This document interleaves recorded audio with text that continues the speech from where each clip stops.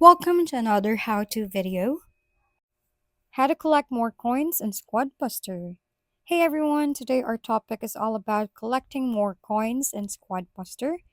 You can get more coins through a beginner's challenge if you're a beginner player. If you are not a beginner, you can do weekly challenges. It is whereas the same position as beginner's challenge as you can see in my video.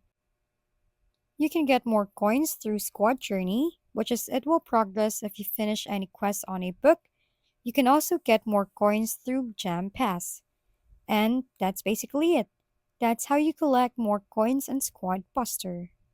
Help a friend and share some tips below. That's it for this tutorial.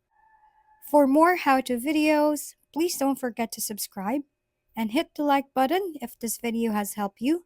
And don't forget to share your comments or suggestions in the comment box below. Thanks for tuning in and we'll see you next time.